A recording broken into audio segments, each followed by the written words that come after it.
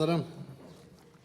Почитувана колешке, мора да ви реплицирам затоа што не ја реплицирав и не можев да ја реплицирам на министерката. Видов истото го кажавте како неа, верувате во тоа и затоа еве ќе ви реплицирам, затоа што таа помлада, вие сте малку постара и поискусна и сигурно можете да сватите што е овој буџет.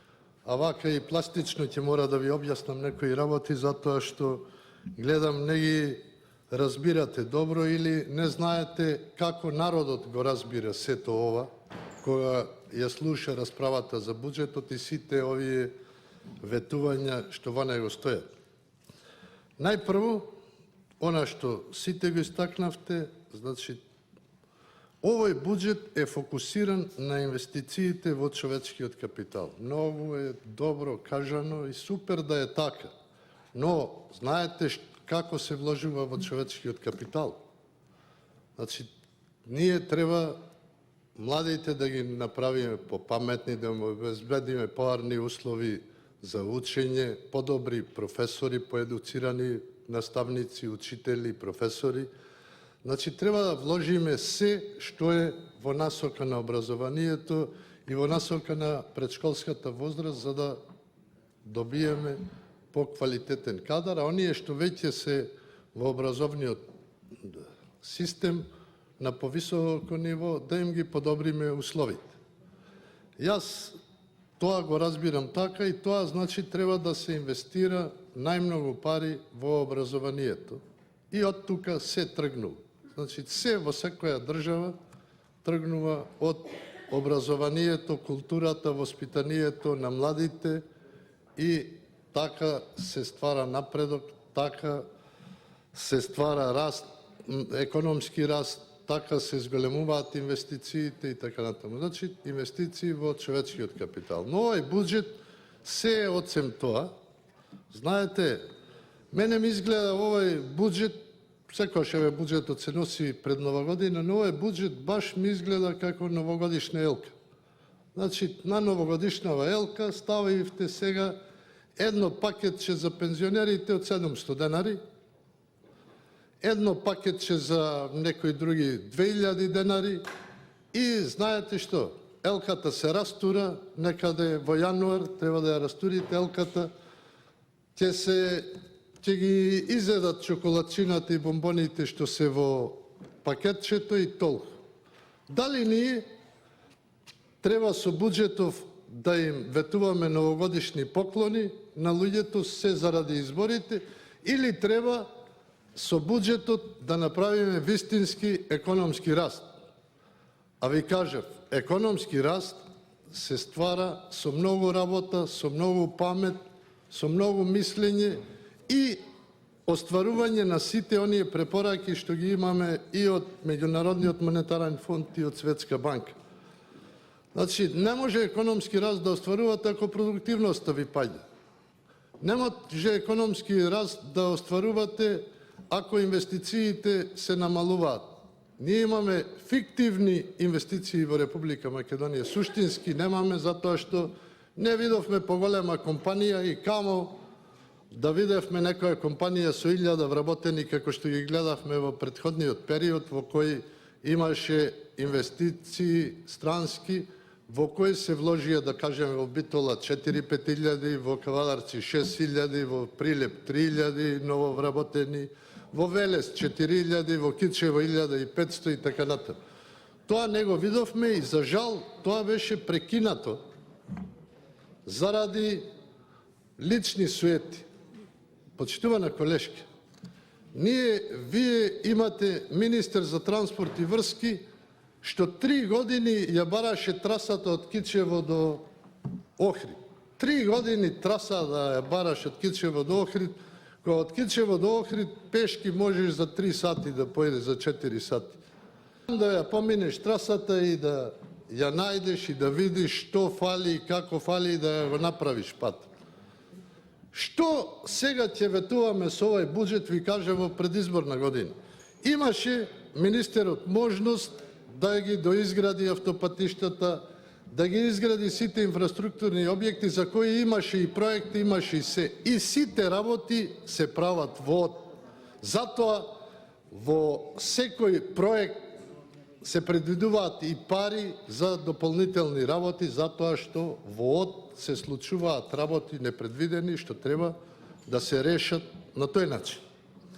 Исто така, пошто сакавте да зборувате за здравството, вашиот министер за здравство потроши еден куп пари само за една компанија за набавка на лекови без тендер. И колку афери слушнавме во здравството? Знаете колку афери слушнавме во здравството? Бадијала, ние ќе им ветуваме и на доктори и на сестри пари, кога тие гледаат дека и тие пари во моментов што се трошат, неправилно се трошат. Значи, има премногу афери, тоа ги нервира луѓето. Да знаете, луѓето се паметни. Сите што работат во здравство, образование и во другите дејности се интелигентни, паметни.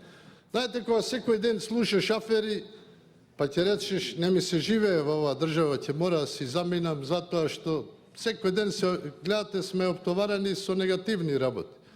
И сега одеднаш им ја покажуваме елкава и викаме, в година, луѓе, ќе биде супер. Ама не може да биде супер и мора одовде од парламентов ние да им кажеме, а исто и министрите и премиерот да им кажат едно на граѓаните. Можеме да се трудиме максимално, можеме се да вложиме што знаеме или ако нешто не знаеме да прашаме од тие што се попаметни и понапредни од нас, да видиме како функционира системот во Германија, како функционира во Австрија и во другите европски држави. И така се напредува. А не се напредува со елки и балони. Значи, балонов ќе пукне. Ова е балон. Уште еднаш ако го направите, па следниот буџет ваков ако го направите, се ќе пукне и ќе имаме назадување во економијата. Значи, трендот на иселување е толку зголемен што не знам дали ви е јасно, почитувана колешке, за жал, мене ми е јасно, имаше иселување и претходно, но сега е 5 пати зголемен. Значи, во минатиот викенд, скоро 90% тие што ги сретнав во Кичево, помлади брачни парови, планираат да си одат. Кој Германија, кој Австралија, кој Америка. Како ќе ги запреме? Што јас можев да им кажам? Еве и да бевме власт, што ќе им кажем? А не сега со вакви ветувања чисто е непристојно да ги лажеме младите. Паметни се сите. Гледаат, ви кажав, најмногу им смета што секој ден слушаат за афери, секој ден слушаат за злоупотреби и сега ние им ветуваме, ќе вземаш плюс 1000 денари или 2000 денари. Што се тие? Што се тие пари? Дали ќе живее или ќе работи во поубава установа? Дали ќе живее и ќе работи во поубава животна средина? Тие работи ги нема. Основните услови за живот ги нема. Не па сега уште ќе ти придајме 1000 денари голема работа. Ние мора да се бориме за големите работи, да ги средиме големите работи и после можеме ова друго да го правиме и то на реална основа. Значи, реална основа. Голема работа е се да правите на реална основа. Можете парите да ги потрошите во месецот, во првите 5 дена, да им купите на децата што сакаат се и после ќе немаат ни за јадење. Ние мора буџетов, овој буџетов не е ни ваш, не е ни наш, буџетот е од граѓаните. Ние мора со сите пари на граѓаните да располагаме како да се наши. Јас сакав да ја прашам тука и министерката, но не е тука, дали вака би ги распределила парите ако се незини? Еве, сите пари се незини, дали вака ќе ги растури? Сигурно не. Верувајте ми, сигурно не, затоа што секој со своите пари некако поинаку рачува. За слободните индустријски зони рековте сега ќе се вложеле пари. Заминаа инвеститорите во Србија, претежно во Србија, се преговараше со 70 до 90 фирми, 7 или 9 да дојде од тие поголеми.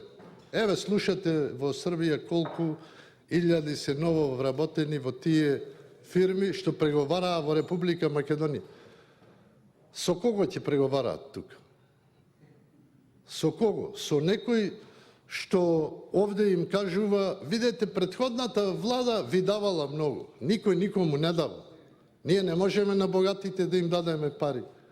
Ние можеме само да им дадеме подобри услови за да инвестираат во Македонија. Ние не можеме пари да му дадеме на Ауди, на Volkswagen. Знаете што се тие за нас? Како ние да им дадеме пари? Ние можеме да им кажеме, ова, ќе имате подобри услови во Република Македонија, ако сакате отворете и факултет, универзитет, машински, електро, што ви треба се, нека студираат тука младите, ветете им дека ќе ги вработите, а ние ќе ве ослободиме не 5 години, не 10 години, ако треба за стално, ќе ве ослободиме од придонеси. Само за да дојдат, така ќе напредне. Уште малку само. И еве за болницата во Кичево ќе ви кажам. Значи, болницата во Кичево стигна до таа фаза до која е пред да дојдете на власт. И знаете, добро е што се погоди човекот што ја градеше до таа фаза е добар човек, паметен и тој остави своји чувари да ја чуваат болницата додека почне следната фаза.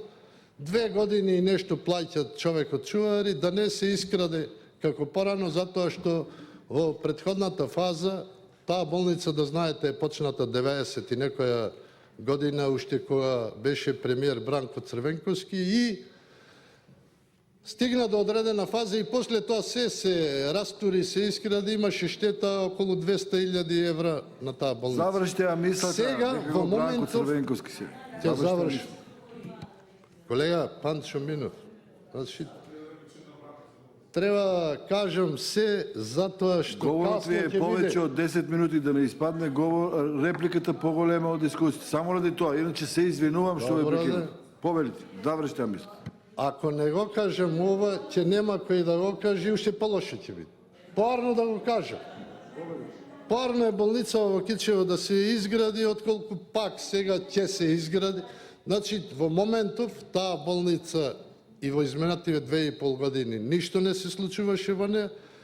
Ја чуваше човекот што работеше тука, мислам, тој што ги изведуваше работите со неговата фирма и по наша молба, лична молба, ја чуваше болницата. Имавте 2,5 години за да се догради. И сега викате, од година ќе ја изградиме. Касно е, да знаете. И за се е веќе касно. И се ова што го кажав е можда касно, затоа што и претходно зборував, не ме разбиравте. Благодарам. Благодарам.